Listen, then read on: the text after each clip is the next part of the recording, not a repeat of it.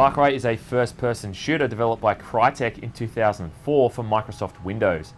It is a game that helped evolve the graphics standard in the early noughties and has attained something of a cult following over the years since its release. You play as a man named Jack Carver, a former Special Forces soldier hired by a woman named Val Cortez to take her to a mysterious island in Micronesia. Before he completes the job, he's attacked and stranded on the island.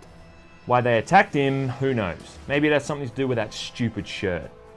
As Jack explores the island, he discovers a sinister plot and ends up being chased by mutants and mercenaries. Along the way, he's assisted by Val and also the obligatory scientist character, who has the honor of explaining every single thing that happens in-game through a magical radio connection. I'm the guy who's going to tell you how to survive. Jack is a total douchebag, to be honest, and the voice acting is pretty horrible, but it was never trying to win any sort of awards in that regard, and just serves more to get you from point A to point B. One of the game's biggest triumphs is the CryEngine, which allows for some truly humongous outdoor and indoor environments, and it still does look quite good when you max all of the settings out. The way the trees cast dynamic shadows across your weapon as you move through the environment still looks impressive, and the first time you step out of that bunker and see the scale of the jungle is quite a sight to behold. The concept is that you're given free rein in these areas, and aside from a key set of objectives, how you accomplish them is entirely up to you. Though this isn't really that true, and the game is deceptively linear.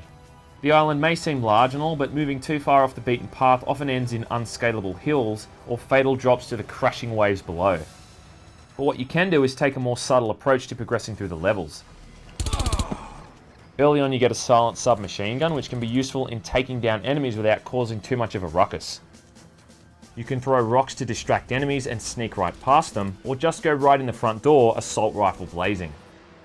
Weapons will need to be fired with some restraint, unless you want your bullets whizzing all over the place, and short controlled bursts will prove to be the most effective. Using your binoculars you can tag enemies in the area so they'll show up on your radar, and you'll even be able to see how much sound you're sending out through a resonating circle that shows up on your minimap.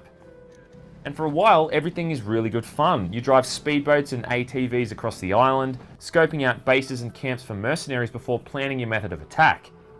There's a good sense of progression as night and day cycle from level to level, and you'll no doubt cause all kinds of mayhem.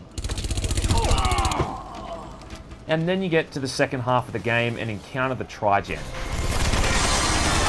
The Trigen are a group of super pissed off lab experiments that conveniently manage to escape from confinement, attacking Jack and the mercenaries alike.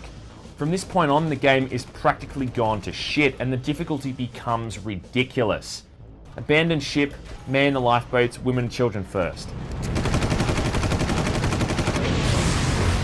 Trigen are the most annoying enemy in any game ever made. Yet you heard that right. They are the most annoying enemy in any video game ever made. For starters, on the default difficulty mode, their melee attacks can kill you in 1 or 2 hits. One hit to take off all your armor, then another hit to finish you off. These attacks have an unfairly long range, and when they leap at you, regardless of how far away you move, you will almost always still take damage.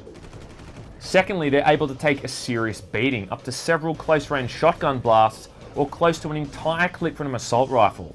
The larger Trigen enemies have no sense of self-preservation, as they bombard you with a fast-firing rocket launcher even at point-blank range that can destroy a vehicle in a single blast. On top of all of this, you will rarely fight one at a time, quite often up to half a dozen if not more in a single encounter. And to make it even more annoying, yes it gets more annoying, the Trigen will prioritize killing you over the mercenaries. They will literally stop what they're doing and just beeline straight towards you, like you're the be-all and end-all. They're cheap, they're a pain in the ass, they're assholes, they're bastards, and I don't like them. Like the Ceph in Crisis, they are everything that is wrong with the game, and they totally ruin the second half of the game with their very existence. Getting past these guys is mostly just luck, hoping they can get stuck on a wall or somehow glitch out, giving you a free hit, because skill gets practically thrown out the window as soon as these fucking assholes show up. Even the basic mercenaries seem to be juiced up on the super soldier serum at this point. They tap dance all over the place, making accurate shots unfairly tricky, and anything other than a direct headshot will just bounce off their body armor. Plus their damage output is ridiculously high. Even on the easiest settings, Jack can only take a few bullets before buying the farm, and it is incredibly cheap. Earlier tactics that you may have used, sneaking and moving slowly through the bushes, become all but useless, as everyone is able to spot you within a 10-mile radius, and enemies launch rockets and use rifles with frustrating accuracy. This is legitimately one of the hardest shooting games ever made. Why they even have a higher difficulty mode is just beyond me, because the so-called medium setting will have most players ripping out their hair. You will die over and over and over again, and there's not a damn thing you can do about it. And you know what makes all of this shit even worse? The fact that the game uses a checkpoint system. Hey, how good was that FPS game that didn't have quick save? Said no one ever.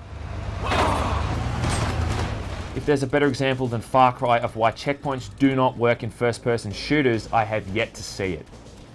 There is a way to quick save through the console, but it doesn't change the fact that the core game is a horribly irritating and cheaply coded mess. It is important to note though that all of these problems literally only arise in the second half of the game, and I can't think of any other game aside from Crysis, that is, that has such a large contrast between the first and second half of its campaign. Far Cry was good for its time in the way that it gave players some great open-ended environments to seemingly forge their own path, and it had a gorgeous graphics engine to boot, even if character models do look like they're made out of plastic. The game does show off some truly impressive artificial intelligence as well, when they're not wall hacking. And there's lots of subtleties with the shooting and stealth that's easy to gloss over when you're getting attacked by a dozen mercs at once. But in terms of a shooting game, it is as brutal and difficult as they come, and it sure as shit doesn't hold back. It's not all bad, to be honest, and there are a few later levels which almost redeem it. I also think the auto shotgun is one of the most badass guns of all time, and when you do actually get given ammo for the sniper rifle, taking out enemies from a mile away is great fun. It also included a hugely enjoyable multiplayer mode, but unfortunately the Ubisoft servers were shut down years ago. So yeah, that sucks. Truth be told, I've never been the biggest fan of Far Cry. It was horribly optimized upon release like all Crytek games, and most people seem to overlook the game's bigger problems simply because of how good it looked on the surface. Despite everything I said, I'd probably still recommend it, but I won't make any allusions to the fact that this game will kick your goddamn ass.